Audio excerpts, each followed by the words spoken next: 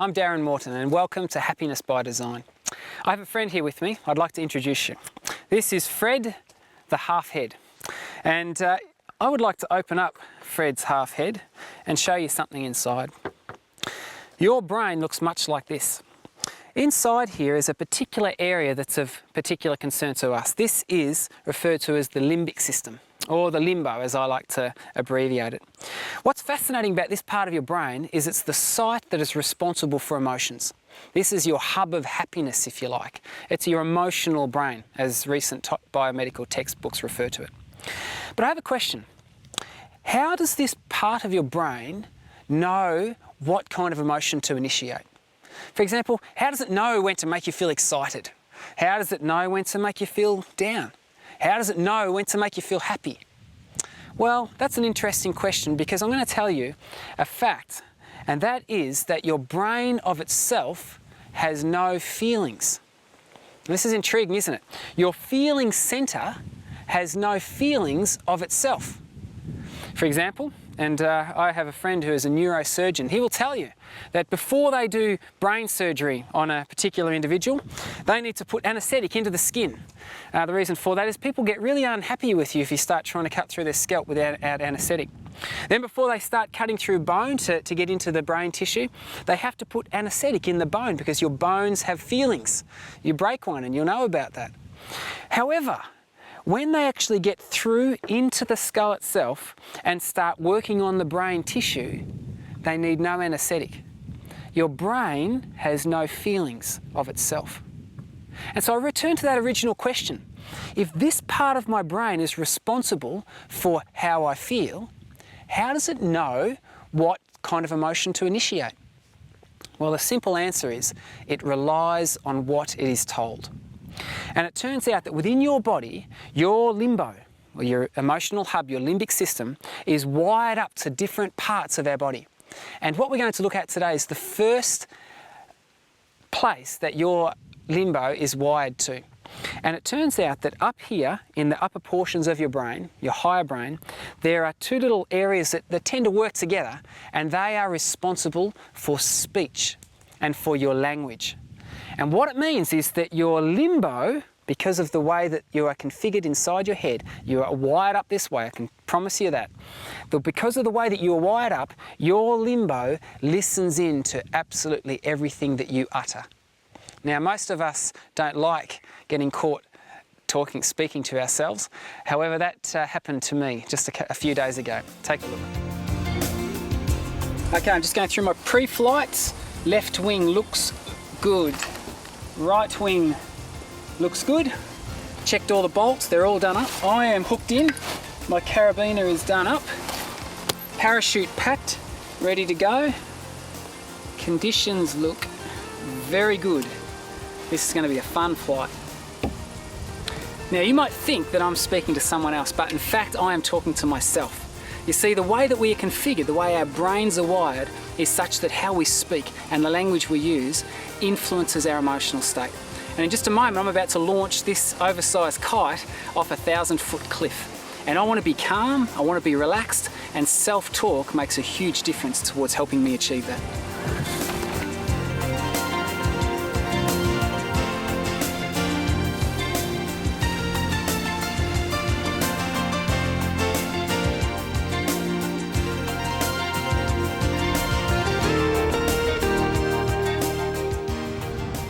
Hope you enjoyed that as much as I did. I have on the show with me psychologist Nathan Hawkins, and we're going to be talking about how speech and language influence our emotional state. Welcome aboard, Nathan. Thanks, mate. Thanks for having me. Yeah, language is incredibly important to human beings. We are social creatures by nature, that's the way we're designed, and so we love to get together in groups, we love to congregate and express ourselves to each other. And to do that, we need language. It's crucial for that interaction to occur. So, as you demonstrated, it's been wired into the way that we've been designed. And what that means is that the language that I use when I speak to you or speak to somebody else has a really powerful effect on how we feel, how we act, what we do. It's really integral into our everyday lives.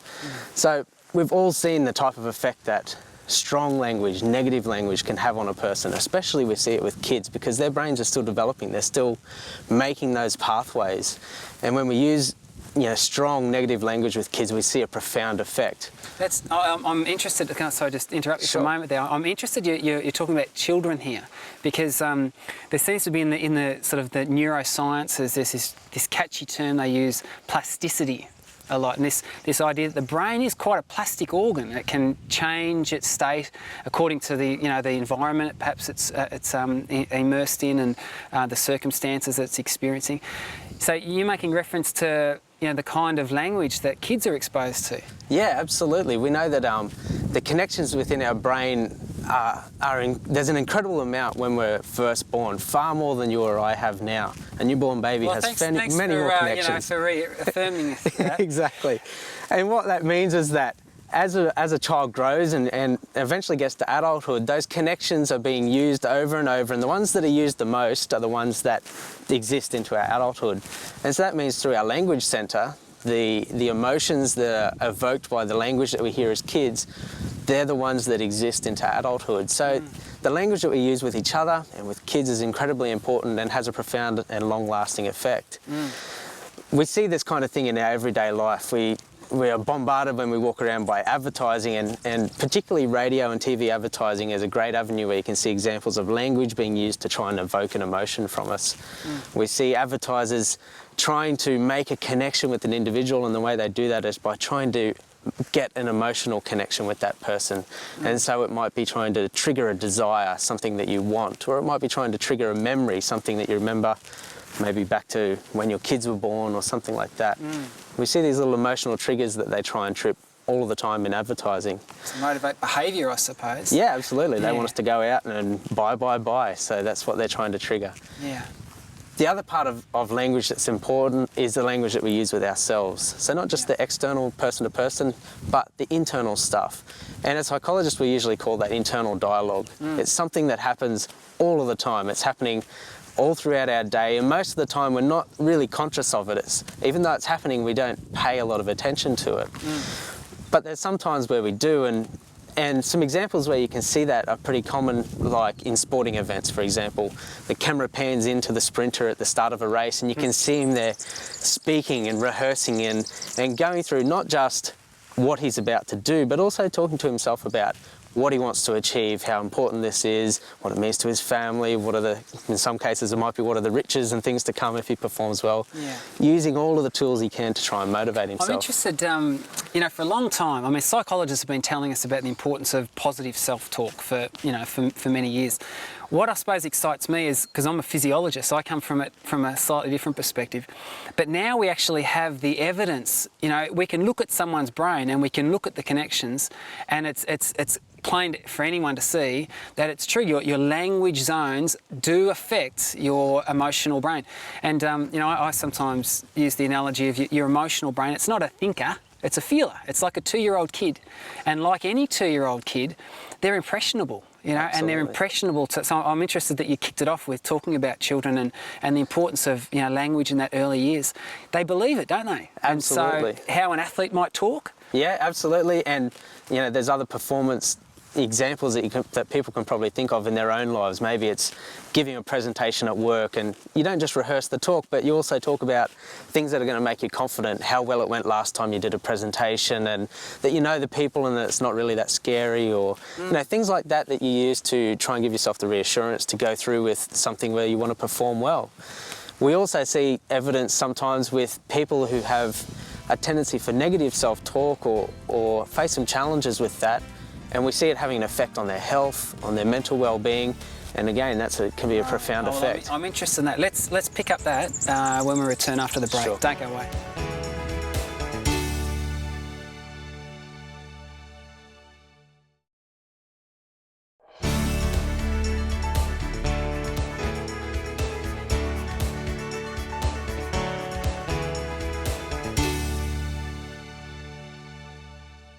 Welcome back. I'm Darren Morton, and I'm talking with psychologist Nathan Hawkins on the importance of, or the effect that speech and language can have on our emotional state.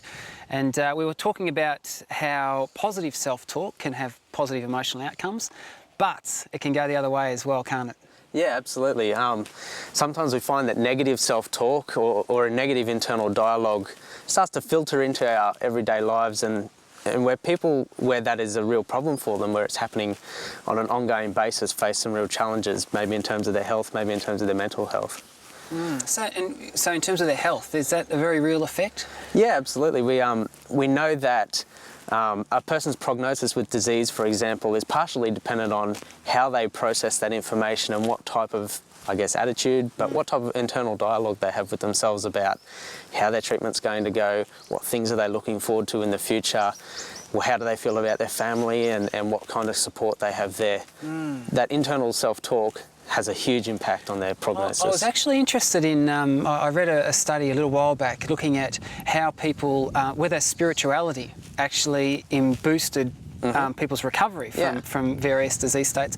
And they actually found, to my mind, quite interestingly, that there was different results. And often what they found is that those people that sort of viewed it as, oh, you know, God had abandoned me or whatever, actually they weren't benefiting from having that sort of spiritual relationship, but others that sort of found strength from him and that were actually, you know, facilitated and boosted their recovery. Yeah, absolutely. We love to understand the things that are happening to us and around us, and spirituality helps us in that understanding, but sometimes it makes us think we've been abandoned or for some reason we just can't explain it. Why has God allowed something like this to happen? But other times, when we think of it from the perspective of the support that we have in a spiritual belief, that can be a huge asset. So tell me more then about this negative self-talk, if you like. Yeah, sure. What does it take? What does it look like?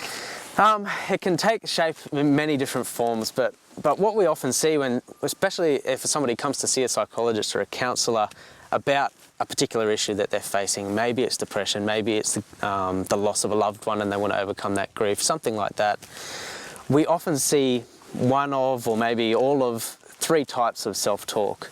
The first one that we see is people that tends to overgeneralise in their negative self-talk. Right. So that might be where they might have a conflict at work, let's say, and the overgeneralised negative self-talk that comes out of it is that everybody hates them or nobody likes me. That's an overgeneralisation. Yeah. We know that you know, for the vast majority of people, that's just not the case, that they have friends and loved ones who do love and support them and are friends with them and that sort of stuff. But the overgeneralised thought is that nobody likes me. The second one that we see sometimes is should statements. People that are quite focused on things that they believe should have happened. When I was younger, I should have done this. Right. So dwelling in the past almost. Yeah, or in my job, this should have happened. I should have received a promotion by now, or something along those lines. But it's a focus on what they believe, a different circumstance they believed could have happened. And the last one that we see is a focus on things being black or white, so that there's no grey areas, life doesn't have any of the greyness to them. They believe that things are either perfect, and that's good in their world, and anything less than perfect is a really terrible thing, is a negative for them. Well, I don't know about your experience, but things are seldom perfect in absolutely. my existence. Things are seldom black and white. Yeah, absolutely. So, you know, could we say that, was it true that those people that engage in that kind of self-talk actually reap quite adverse emotional outcomes from that? Yeah, absolutely. Some people face a challenge with that type of negative self-talk for their whole lives, but most people don't. But we're all probably going to face some of those things at some point. We're all going to face challenges. Maybe it's in our job, maybe it is the loss of a loved one or something like that, where we'll see that negative self-talk happening in our lives, but it's how you deal with it that's the important Let bit. me ask you then, because I suppose this is, you know, where the rubber meets the road. You've hit the nail on the head. You know, there's no perfect existence. There's no, I mean, Solomon said there's a time for everything, and there are times in our lives when we're going to come up with events or circumstances which are going to, you know, be hard to deal with. Absolutely. Should we then stay away from talking negatively about them? No, it's a bit of an interesting problem that by talking about negative things, we can actually begin the process of dealing with them. You know, as you mentioned, negative things are important. They help us frame our world. They help us. Without negative things, we don't understand some of the positive things properly, or we don't appreciate some of the positive things that happen in our lives properly without that comparison point. So they're important. The best way to deal with them is by talking about these negative things with someone. And the best person is somebody that can empathise with you, or can provide advice, because by doing this verbal communication with somebody, you actually begin the logic processes in your brain that start to process the information, look at it without the emotional tag that it may have had previously, and you begin to deal with the information in a more healthy manner. Yeah, I think that's an important distinction, because I often, I mean, before I sort of understood the physiology behind the fact that we are wired in such a way that how you speak and your language influences your emotional state, I'd hear people say, oh, you know, self-talk, you know, talk it up, and you'd see these people that were, you know, they're almost, I suppose, striving to be the eternal optimist, and they'd have these circumstances going on in their life, and you could see them sort of buckled over under the pressure, and yet they're walking around saying, oh, no, I'm great, you know, oh, it's all good, you know, life's fantastic, and you could see that, hey, it's not quite really the case. That's right. And it's important. So you're saying here that it's actually is important that we be real, you know, that we talk about things with the right kind of individuals, and in doing so we can actually, you know, help move on, and it can be very therapeutic. Yeah, because it's the processing of the information and processing of those negative circumstances that's important. Pretending they don't exist doesn't work, because some of the same feelings or some of the same issues will pop up again in a cycle that we see. So it's the processing that's the important bit, and that's where the communication about those issues is important. Very good. After the break, I want to ask you about a term that we often hear, explanatory style. And I think it's a one that psychologists often dabble with. So don't go away. We'll be back to talk with Nathan Hawkins about explanatory style after the break.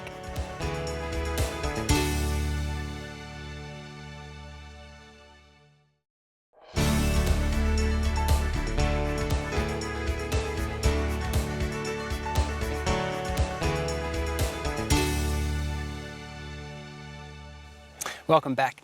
Nathan, I'm interested in this term, explanatory style. Sure. Basically, if we think of people in two kind of groups, if we just classify people as pessimists or optimists, we see the, what, half full, half empty? Exactly, the glass half full, glass half empty type of person. Yeah. We see a really different approach to the way that they externalise things that happen to them, and that's what we call their explanatory style. It's the way that they explain the world around them, what happens to them, the circumstances, their jobs, their everyday life type of stuff. What we see with pessimists is kind of the negative focus. The things could have been better, things should have happened differently, things didn't quite go the way they wanted, that type of approach. And with an optimist, we see them looking at the world in a positive way. Things are good opportunities. They're satisfied with how things happened. And even if maybe they're facing circumstances that we would find a challenge, even in those times they see things with a positive spin. Doesn't mean that they don't experience pain or don't hurt or don't face those same challenges, but they may see them as opportunities or look at them in a more positive way. As you say that, this is terrible to say, but people are coming to mind, you know, people that I know, and I'm thinking of, you know, for example, the optimistic type. They'll have a circumstance happen to them, and if it's a good one, it seems that, you know, they have a tendency to sort of attribute it to, hey, their doing or their creation. You know, perhaps they sort of feel they deserve it. Whereas if a negative thing happens with the optimist, it tends to be more, oh, well, you know, that was just a one-off. It doesn't normally go that way. Yeah. Whereas pessimists seem to do the opposite things. Is that what we mean by explanatory style? Yeah, that's a good way to describe it. We see, like you gave with the optimist there, we see them processing the information that they're given in a particular way. And what they do is attribute things where they've done well to themselves, which is a healthy thing. And when things don't go as expected, they don't ignore them or pretend that they don't exist, but they find a way to explain them in a healthy way. So maybe it was a one-off circumstances at work that won't happen again. Yeah. Or maybe it's a learning experience for them that they need to get something from. Yeah. Or maybe it's something that's developed their character and so on. They find a way to deal with the information, to process the event, but do it in a healthy, constructive way. You know, it brings to mind a biblical example, in fact, and I'm thinking of one of the healings of Jesus where he heals a blind man, and if you read the Message paraphrase account of that, his disciples come to, I think it's the Pharisees, come up to him and say, tell me, you know, this guy that's blind, why is he blind? You know, was it, did he do something wrong? Or was it his folks that did something wrong? Yeah, was it his parents? Almost a negative explanatory style for this thing they're encountering in life. And I'm interested, I remember the words of Jesus is, he said, you know what, you guys are asking the wrong questions. And he says, look instead for what God can do here. Yeah. So would that be a good example of the negative and the positive explanatory style? That's a great example. You know, Jesus is saying to them, look for the opportunities in these circumstances. Look for what can be gained out of the challenge that this blind guy was facing. What can we achieve here? But they were interested in, why did it happen? Who was at fault? And who's to blame? Who's to blame? Yeah, exactly. Okay, so what we're ascertained is that your speech, your language can have a very potent effect on your emotional state. Absolutely. So how do we make this work for us? Yeah, it's a big challenge. Some people do it a bit more comfortably and naturally than others, but we can all find a way to use language in our internal dialogue to deal with information in a healthy way and to process the world around us. Particularly with people, let's start with the person who might be finding negative self-thought or negative internal dialogue a real challenge. Particularly when they come and sit down with somebody or share their thoughts with somebody, we begin to process that information. And a great way for them to start is simply doing that. Start to monitor what's happening inside their internal dialogue. Earlier I mentioned that often we don't pay much attention to what's happening, what we're saying to ourselves. It's an unconscious thing that happens, you know, throughout the day. But with somebody who's facing a challenge in their life, we get them to start to pay attention. So when they experience an emotion or when something happens in their day which evokes an emotion, we get them to think, what are the things that I just said to myself? What are some of those thoughts that are running through my head? And often we get them to write them down so that they can start to see them and we can start to see a pattern. Right, so becoming aware of the negative so that you can reframe it more in the positive. Exactly, because by looking at some of those things, which let's talk about the overgeneralized one that we mentioned earlier. If somebody is overgeneralizing and they can see it on paper, that's a first step for them to start to say, well, actually that statement's not true and the statement about nobody liking me is not true. And we can begin to replace those negative self-thought, those negative thoughts, with positive, truthful statements. So we're not making things up here. We're not saying, replacing nobody likes me with everybody likes me. We're replacing it with things like, I've got a great family and great kids, or I've got 5 really close friends who support me. I like the way you said true statements there. It's not jumping around with our arms in the air saying I'm the greatest like Muhammad Ali used to. That's right. So the other thing I wonder about, like memorising quotes, can that be helpful? Yeah, absolutely. Especially, I love to encourage people to memorise things, particularly when positive events happen in their life.